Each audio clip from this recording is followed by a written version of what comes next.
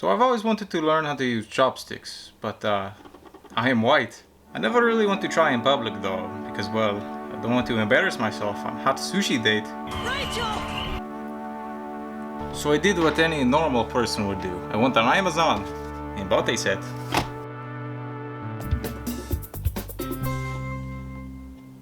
How to use chopsticks. You will need chopsticks and patience. Trust me, I've played enough RuneScape to have patience. Keep your fingers loosely curled. Grip the top chopstick between the tips of these fingers so that its tip lines up with the bottom chopstick's tip. Etiquette requires that you use chopsticks neither to chop nor to stick. For that, use knives and forks. Why do they look like mini javelins? Now, carefully lift a piece of food with your chopsticks, taking care not to let it slide out. Sweet success! Did you know? Many sushi aficionados insist that sushi should be eaten with the fingers. An excellent fallback position if you have trouble mastering chopsticks. Let's hear it from an Asian voice. Now, you may assume that all Asians know how to hold chopsticks, but it's just not true. It's like saying we all know how to do karate. And what they do is they tend to raise their elbows with this position.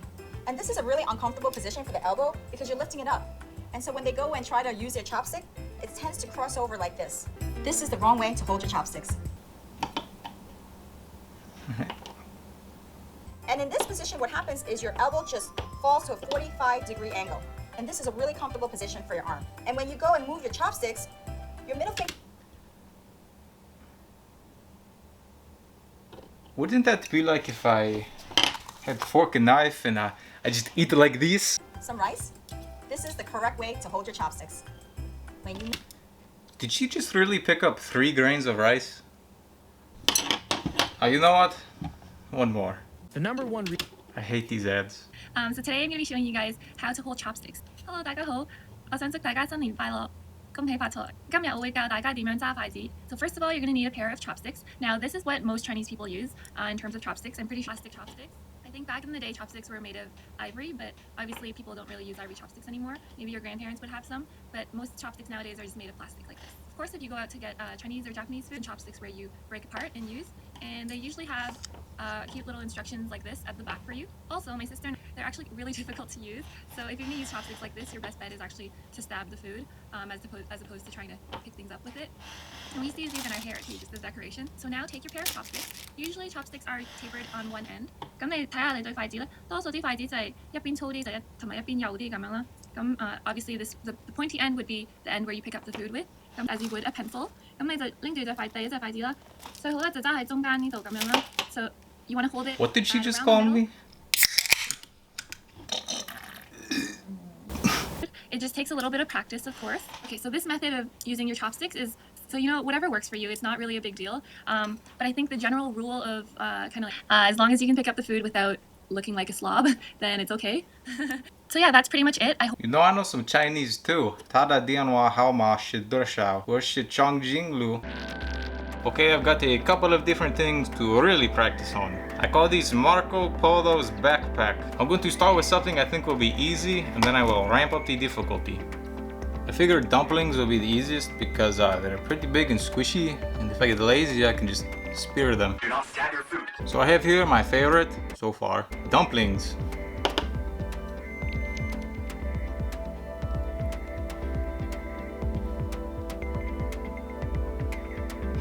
Pretty good for first try. Now the thing with these dumplings is I like to bite them in half so I can get more of the sauce in them. I don't know if I'll be able to hold it the whole time, so let's give it a try. Oh well, they moved about halfway off, but I can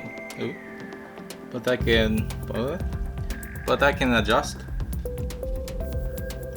You know, that was pretty easy, probably about as easy as using a fork, because you know, if you use a fork, they kind of tear these apart, but the chopsticks don't. Sushi has the chance to fall apart if I squeeze it too hard, so I'll try to refrain from flexing too hard. Since I'm not basic, I got a marina plate. Normally I would just pick up sushi with my hands and down the whole thing at once, because anyone who uses a fork or cuts it in half is a sociopath.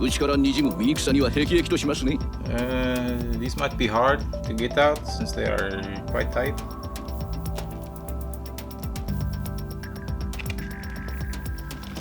It's a little bit harder to keep tension on it, but I'm doing good so far. I think I like fish better raw. How about the tuna? Oh, see, I'm squeezing this one a bit too much, so the rice is starting to fall apart. Let's see if I can save these.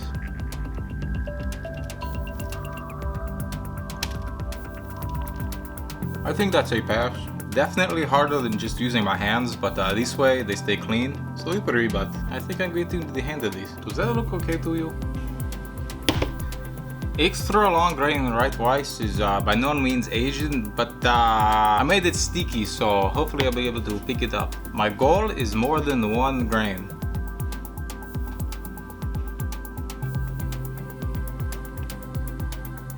I think rice is more of a scooping motion. We just kind of spread them somewhat apart, get in there, pick some up.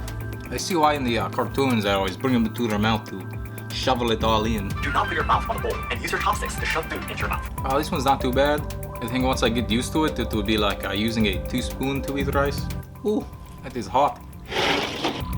I left noodles for last because they're both small and slippery. Fun fact, noodles were invented in China. Here I have the OG chicken flavor cup noodle. Another fun fact, this is the second ramen I've had today.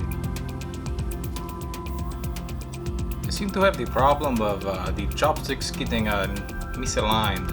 Let's give it a shot. Ramen gets really tangled in on itself, so I think it would be better just to slurp and eat. It is working better than I would suspect it to.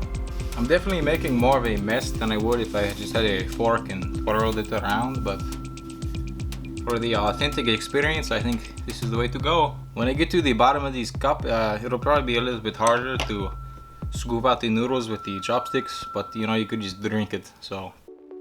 Alright, verdict time. So in the end, are spoons and forks going to be better? Well, if you're used to them, I'd say yes. But if you're someone who's used chopsticks whole life, I bet you are super pro and you see a fork or a spoon and you're like, nah, get it away from me. Now, can I see myself using chopsticks? Well, if I'm eating something like dumpling, I think I will. As I tear this one. You know, I think it adds a bit to the authenticity to eating. It's a bit fun, you know? Will I buy more of them because they're fun? I mean, probably. They have really cool designs and stuff. You know, you can get them in wood, plastic, fiberglass, stainless steel. They also take up a lot less space than spoons and forks. So, you know, I like chopsticks. Well, I think I've learned how to use chopsticks somewhat alright. You know, I'm by no means proficient, but I will keep practicing. And whenever I review a food that is from the Asian area, that you normally use chopsticks with, I think I will grab a pair to eat with. The last thing, if you like this video, share it with an Asian friend of yours. See what they think of my learning. Yeah.